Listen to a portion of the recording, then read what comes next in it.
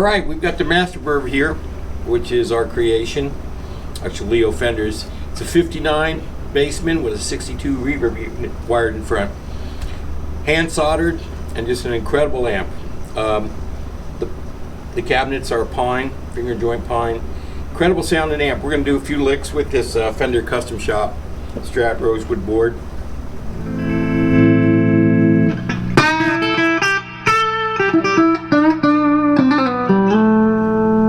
That's with a boost. And just lush, straight in, listen to that.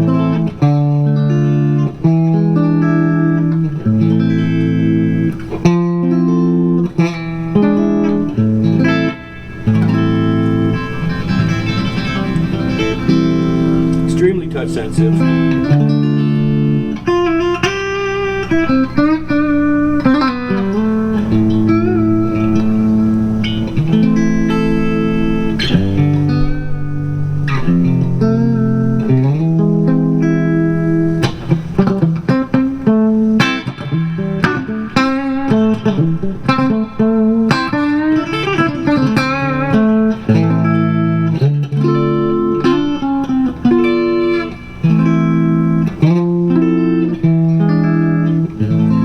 Simple stuff, straight ahead, man. It just really tracks excellent.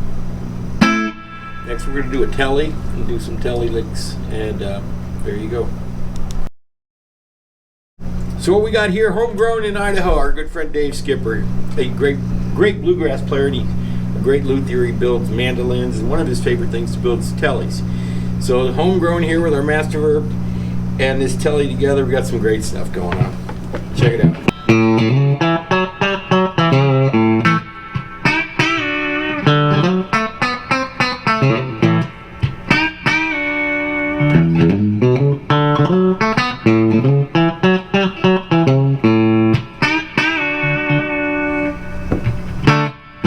Man, just with the right gear, straight in, man. I'm not using any effects.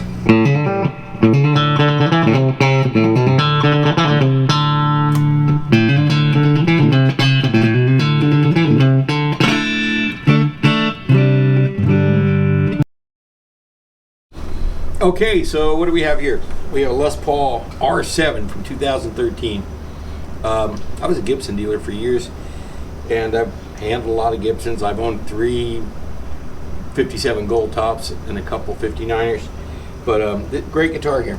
You'll hear it with the Masterverb. The way it pushes the front end of this amp's incredible. I'm going to use a little gain. I'm going to use a TS-808. But listen to this. It's got the thump.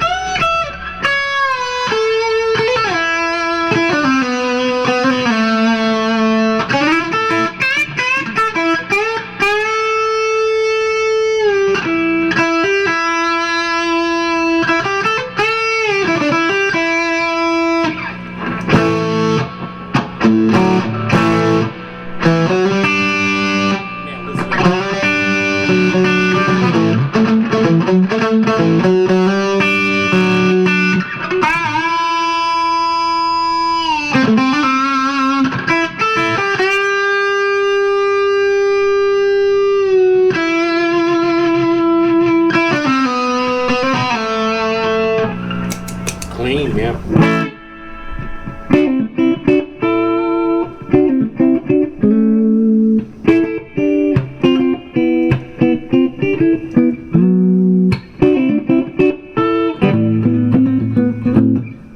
Man, just awesome.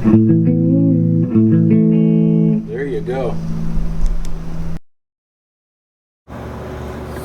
All right, so JR, why don't you tell us a little bit about kind of the origins of the Masterverb amp and kind of what led you to the point of, after being in the industry for so long, to kind of venture out on your own and create kind of something that works best for you, that you feel will work best for a lot of people?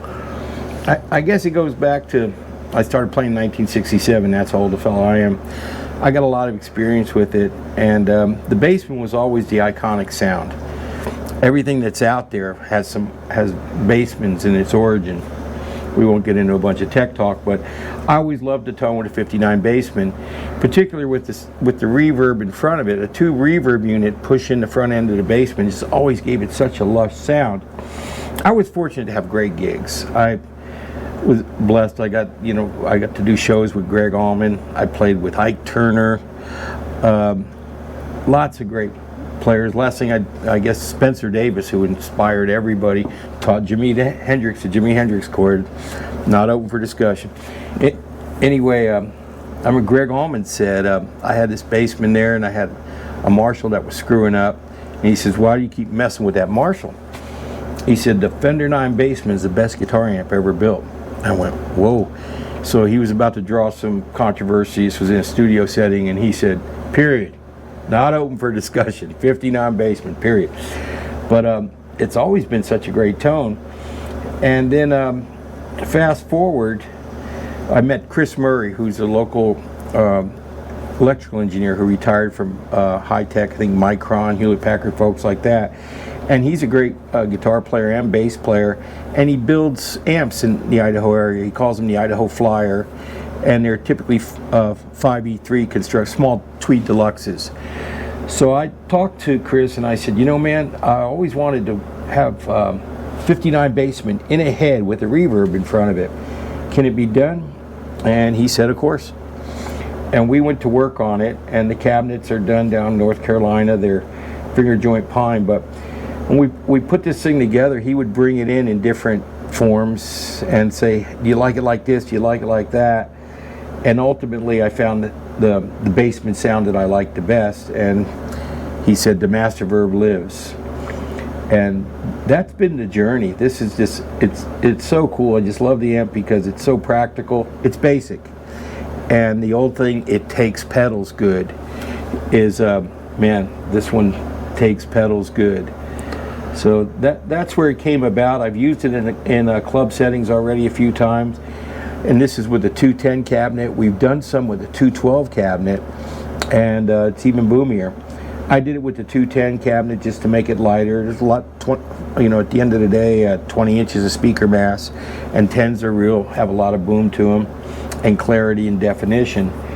So that's how it came about. Now the amp on the left is a true 59 Bassman. It's been retweeted, but it's the amp we used. We took it apart. Of course, the schematics are public domain anyway, but we took it apart, and then we did not stop there. We also bought a 62 reverb unit, an original, and we took it apart, and Chris cloned them, and have pictures of the inside of the amp. If anyone wants, I could send them. Well, and you'll see them on the website, just as an aside. As we get the website built out, we'll have the inside kind of construction photos too, so they'll be there, eagleguitarcode.com. So.